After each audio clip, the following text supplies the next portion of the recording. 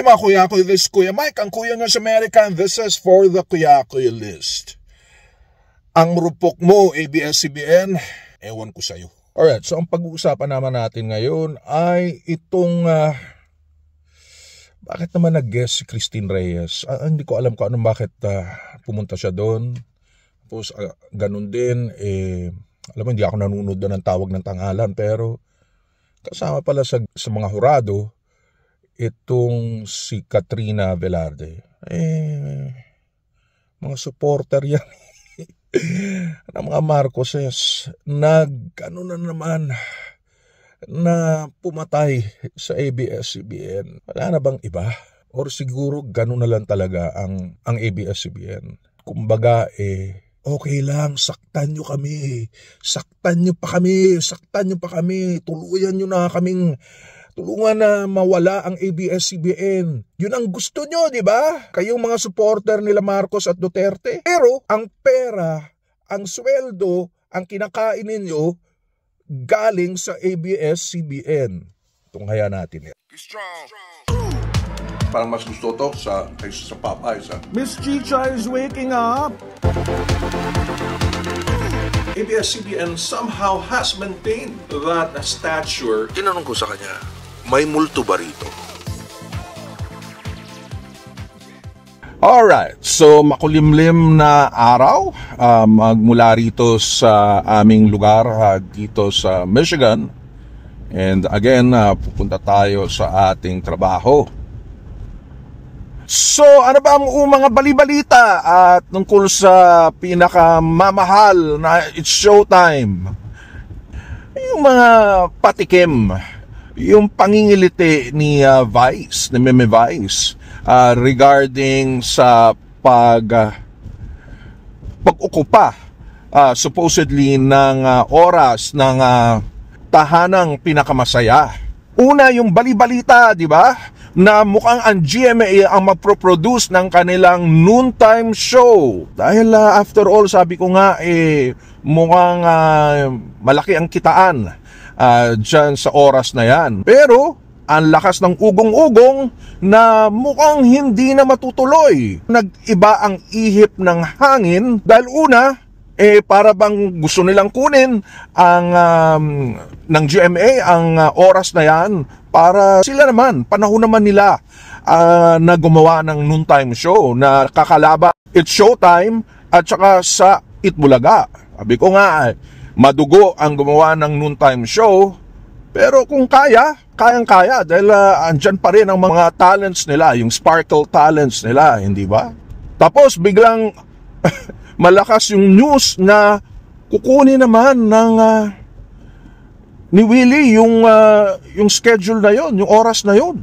So sabi ko, ano ba yan, GMA? Parang pinukpok nyo na naman yung sarili ninyo na ipasok uli si Willie Revillame. Pero sa dulo, mukhang kinuha ng TV5 itong si Willie Revillame. Isang malaking good luck sa kanila. Siyempre, bait-baitan na naman si Willie Revillame. Gusto nila na magkaroon ng isang senador na ang pangalan ay si Willie Revillame. So ngayon pa lang, parang gusto ko nang batiin si Willie Revillame na congratulations sa pagiging senador mo. Kung tama yung balibalita. Any case, ngayon na, sinasabi na nga na It's Showtime ang papasok. So, kailan kaya ito? Will it be after Easter Sunday? Even by April 1st? It's just a matter of official announcement between ABS-CBN and GMA. So, another na, syempre, history in the making na naman to, no? From GTV na sister network ng GMA at ito ay also free TV.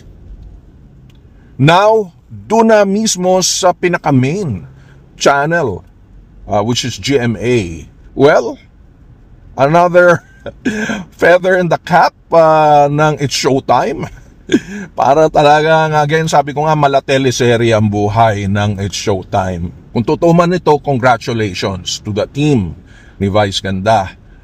And to everyone, of course, ABS-CBN. So I don't know if this is a co-production. Hopefully not. To be real honest, hopefully not.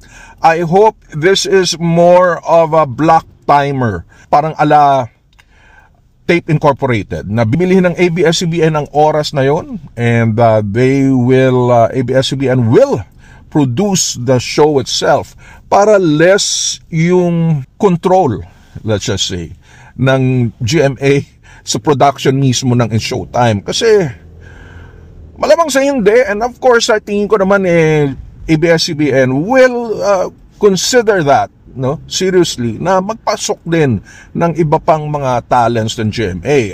I don't know if it's going to be like a permanent part of the show. If not, sana, totoo lang, siguro purist lang ako, na tipong wag na sana dahil napakarami na nila. At kung madagdagan, madadilute, panibago na namang adjustment, kumbaga. And again, ibang dynamics. Alright, so, by the way, $3.37 na ngayon ang gasolina. Last Friday is just $3.27. Nagsasabing takot ako sa Itbulaga, no way. Manalo ang Showtime. Pero right now, mas sumihirit ang Showtime in terms of its ratings. Kahit sa AGB Nielsen, doon tayo sa nagpapasaya sa atin. Totoo lang, awang ko, lipas na hindi ako natatawa tol. At marami akong kilala na tipong hindi na actually not as excited, not as actually lumipat na sa Showtime. Marami akong kilala. Okay? But any case, pag-uusapan naman natin, bakit na naman si Christine Reyes na siya ang dating, o siya ang Amy Marcos doon sa pelikula ni, sino ba yung director na yun? Na kung saan, Made in Malacanang. Tama ba yun? Na kung saan, pinag-usapan o kwento yung last few days ng mga Marcoses sa loob ng Malacanang bago umalis, kumaripas from the palace nung 1986 revolution ng EDSA. Okay, so kwento doon. Hindi ko pinanood, syempre, bakit ko naman papanoorin mga fake na kwento yan. Ako naman 1986 buhay na sa akin yung mga pangyayari noon ng EDSA Revolution. Kasama ako sa Radio Veritas, nagmaman ako ng mga phone lines nila doon. At nandun ako sa 4 days ng EDSA Revolution. Nakunan pa ako na tipong nakunan ng litrato ko while there in Quezon Boulevard. Nang dumating itong mga military forces na parang gulong-gulong utak, bakit nandyan sila sa Metro Manila. Pero I was there the whole 4 days, and then after that, grabe ang consumption ko ng mga balibalita sa mga newspaper na buhay pa noon, no? Ang Malaya, Mr. and Miss. So alam ko lahat ng mga pangyayari na yan.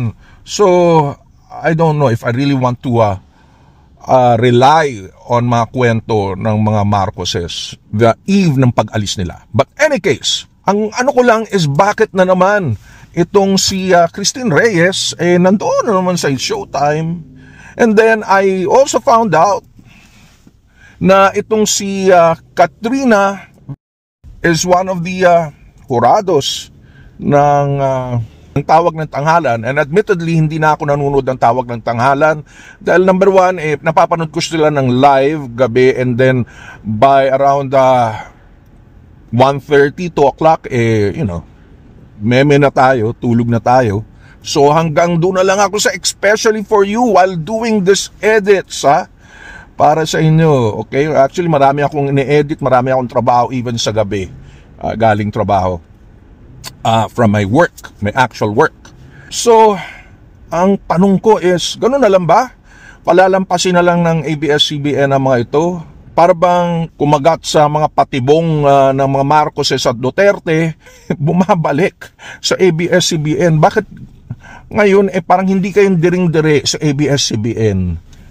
Dahil totoo lang, halos diring-dire si Duterte sa ABS-CBN. O sama pa mga Marcoses na dating diring-diri rin. Actually, hindi naman diring-diri. Gusto talaga nilang kunin ang ABS-CBN, okay? Ng mga Marcoses, at ginawa pa nga nilang parausan. Konsumo, para mag-konsumo ng mga media nila, nung propaganda nila nung panahon ng mga Marcos. Ginamit nila yung facility ng ABS-CBN dahil, again, umalis na ang mga Lopezes, gustong kunin ng mga Marcoses itong ABS-CBN. Nakaw-nakaw lang, parang ganun. Any case, so palalampasin na lang ba natin to? Palalampasin na ba to ng ABS-CBN? Actually, parang pinalalampas na eh. Na how many times kayo durugin ABS-CBN ng mga politiko na to at saka yung mga supporters nila. Gaya ni Bayani Agbayani. Dati Duterte yan noong 2016. And then noong 2022, balik Marcos Duterte. And yet, pinalalamon nyo siya. Dahil, I don't know, wala na bang iba? Ganun din. Itong si Robert Senya. Duterte yan. Anong 2016? Sila ni Isay Alvarez, na hindi mo akalain, no? Mga thespians mismo, no? Pero hindi. Ganun pala, may mga thespians palang ganyan. Na gusto ng mga nakaw o pagnanakaw sa gobyerno at pagpatay. 2016 and then 2022, doon pa rin sila kay Marcos, and yet sarap na sarap sa pakain ng ABS-CBN. So kayo, Bayani Agbayani at itong si Robert Senya, kasama pa si Isay Alvarez, no? Nakikita ko yan sa mga specials pa naman ng ASAP, no? Na pa-culture. Di ba gusto nyo rin na yung mga iniisip ng mga Duterte na matanggal ang ABS-CBN? Bakit ngayon nandiyan kayo nakasandal sa ABS-CBN? Ay, ano na, ABS-CBN? How much more can you get hurt? Dahil sa mga kamay at kalamay ng mga gustong sumakit sa inyo. And here we are, helping you out, propping the company, loyalty. Dahil we know supposedly we have the same values. It's just about time na alam nyo rin kung ano yung nararapat. Okay na lang ba sa atin na palampasin nyo ng ABS-CBN? Alright, so I guess that's about it. In the meantime, again, ito po si Kuya Mike of the Kuya Kuy List. It's a brands and branding and shopping channel for the global Filipino. Subscribe po kayo, ha? And then sa mga taga-Amerika, join po kayo sa ating channel para sa mga iba pang videos, lalo na sa politika here in the United States. And then hit on that notification bell and check my website na kuyakuylist.com. Again, ito si Kuya Mike, ang malamang nakaisa-isa at kauna-unang affiliate marketer na Filipino-American for online stores here in the United States. At kung kuya nyo sa Amerika, this is for the Kuya Kuy List.